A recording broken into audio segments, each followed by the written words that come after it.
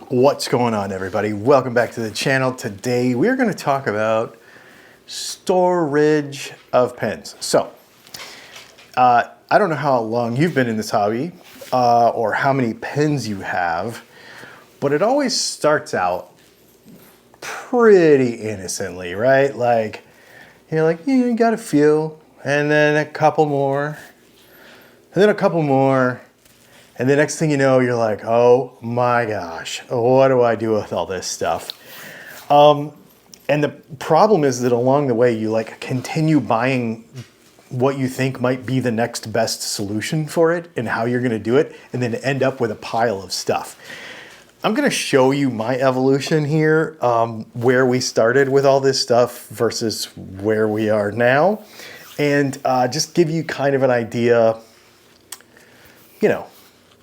what we're looking at. So let's go all the way back to the beginning when I first had my very first couple of fountain pens. I had a couple of Safaris. I went on Amazon and I bought this little dude right here. And it was pretty cool, right? You put the pens in there. It's got the little flap in the middle so they don't scratch each other.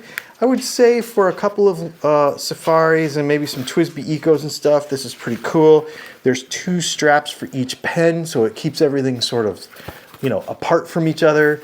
And what do we got in here? What can we put in here? 1, 2, 3, 4, 5, 6, 12 pens, which seems, sounds good.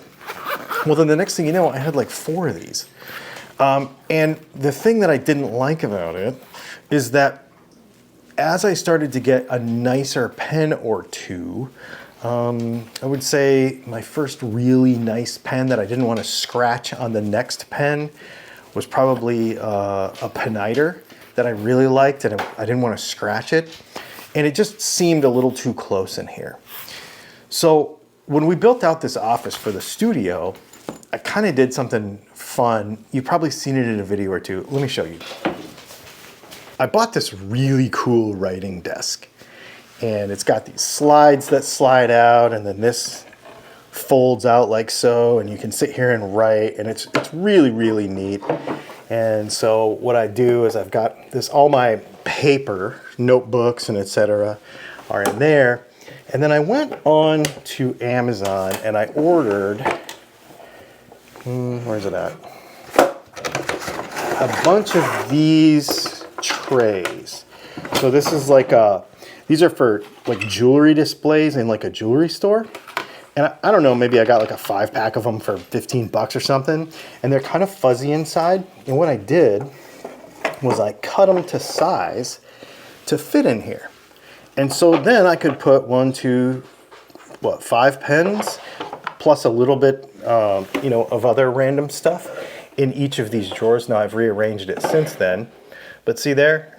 That's pretty cool, right? And now they don't bang against each other. So if you have like a flat drawer somewhere, this is now where I keep all of my like spare converters, spare nibs, I got a bunch of TWSBI parts, all that kind of stuff's all in there. So there you go. So that's where that stuff lived for a long time. And I could put probably, 60, 50 pens in there. 1, 5, 5, 10, 15, 20. So 80 pens.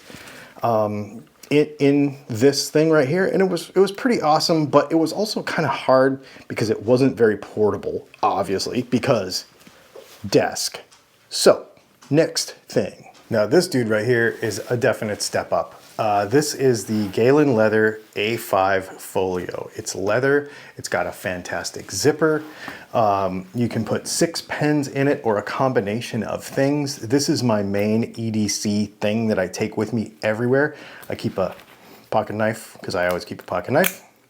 So there is a pocket knife that stays in here, and you'll see that there's no pens in here right now because I'm making this video, but normally there would be 4 or 5 pens.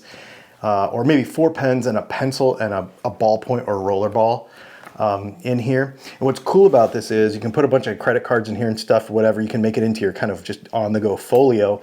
And then when you get home, you can just pull this out and throw it on the desk, and now you've got your desk pen holder too, because then they're not rolling around. And these are sufficient for some premium pens to be held in here and not be banging against each other. I really, really like this thing. And then of course, it's got an A5 folio, A5 notebook holder in it.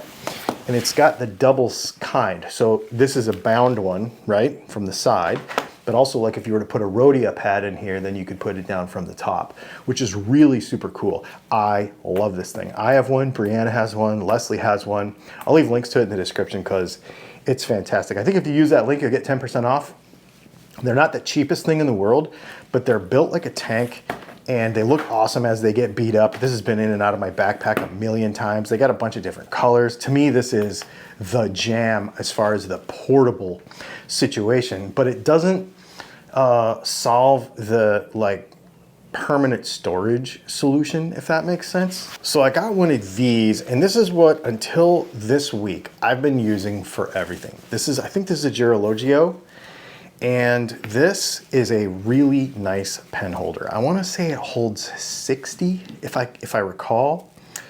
Obviously it's empty because I came up with something new, but I really, really like it. These straps are nice and substantial. So if I grab a pen with, well here, let's just grab a Mont Blanc 149. So if I grab a big pen and put it in here, it's pretty nice. The problem is, this is a ballpoint, but if you have something that has a small diameter, it wants to slide through. So what is a small diameter pen that I have? Oh, okay, well, one of my other Mont Blancs. So my Mont Blanc 220 is too loose, and I don't always like to clip permanently in storage clips because I don't want them to get bent. And so, you know, it's great. It's great. And if you don't mind, you know, with a TWSBI or something, probably no big deal to clip it on there. But there's a lot of pens that I have that I don't want to store in this capacity, you know, in this way. So I was like, I want to go back to a tray system, sort of like what I had in my desk, but maybe a little more purpose built. So I moved from this just this weekend. Me and Leslie both moved to something that I found on Amazon for a very reasonable amount of money. So this is something that I found on Amazon. It is a 36 pen storage device. And it's not the most expensive thing in the world. It's not like your finest cabinetry from Turkey. You know, like that NFP design stuff that I have is really, really nice, but those are somewhere around 400 bucks. I'll leave a link to them. Smriti Pens handles that NFP stuff, and I do have some smaller NFP stuff, and I really, really like it. But I just didn't have it in the budget to spend that much money to store as many pens as I have. So this was a pretty cool alternative that I found on Amazon. I want to say it was like $55. So the top is just a top open cabinet, you know, lid that opens up. And so we've got 1, 2, 3, 4, 5, 6, 7, 8, 9, 10, 11, 12 pens. And there's, yeah, because it's 36. So there's 3 drawers. So we've got 3 drawers here of pens. And it's just a really nice, like I said, it's not a fancy cabinet, but it's nice. It's not big. I want to say it's like 12 or 13 inches across by maybe 8.5 or so deep and like 6 or so tall. So it's not huge. But as you can see here, so, you know, my biggest pen, I guess, would be my Mont Blanc 149. This Edison is pretty tall. I have this Ryan Krusak is pretty fat, and it fits in there pretty nice. And then the biggest, fattest pen I have, let's see, is probably, yeah, here we go. So this is a Heinz Pen Company pen, and it is huge, and it fits in there just fine. I don't know if a Namiki Emperor will fit in there, but I don't have one of those and probably won't, at least in the foreseeable future. So this is pretty fine with me. Here's an Opus 88 Omar, which is also a pretty large pen. What's interesting about this pen is it's fat, even though it's short, right? And so, and again, going back to my concern with my other storage solutions was like, this is a thin pen and it just lays in there just nice. And I like it a lot. So I just got 2 because I have enough pens that it sort of necessitated to, if I was going to have any amount of expansion in the future. So I do it by brand, you know, of course, Twisbys and Kavecos and Lamis, except what I'm doing is in this one, I'm organizing it by what I currently have inked or what I'm carrying every day. This is actually Brianna's pen, that's not mine. Yeah, so I'm just kind of, this top row is what I currently have inked and what I'm carrying every day. And so I'll go ahead and pull, you know, I'm gonna take my Homo sapiens this afternoon. I'll put that back into my Galen leather thing that I just showed you. So I'll probably, maybe this afternoon, I'll take this one. I'll probably take my Franklin Christoph 46. I'll probably take the Ryan Krusak because I just got that and I've been using it. That's 1, 2, 3. And I'll probably take my Lamy 2000 stainless steel. And those will be my to-go pens. And then I'll grab a Retro 51 and a pencil. That way I have something for, you know, if somebody needs a form to be filled out that you can't use a fountain pen on or something. So yeah, super cool. And like I said, they're not real expensive. I'll leave a link to all these options. It's a couple of the things I got on Amazon. A couple of the things I got on Atlas Pen Company or Atlas Stationers, and that'll be Dylan 10 with 10% off. And then I also have a discount code for Samruti pens for the NFP design stuff that we didn't put in this video, but I'll make another video about it. So if you want something more high-end and made out of wood and really, really nice, those are pretty fantastic. Anyway, check them out.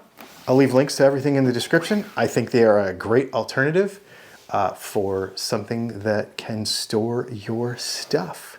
If you have this problem, let me know what you're using to store your pens and how you're doing it.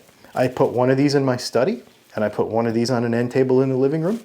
Leslie has 2 also. Maybe, well, I'll tell you what, let me go ahead and just pop in some B-roll of how she has them arranged on her desk, because she's got them up above each other, and we got this little acrylic table, an 8-inch tall acrylic table that allows her to open the low one and still get to her pens, but then be able to get to all of them.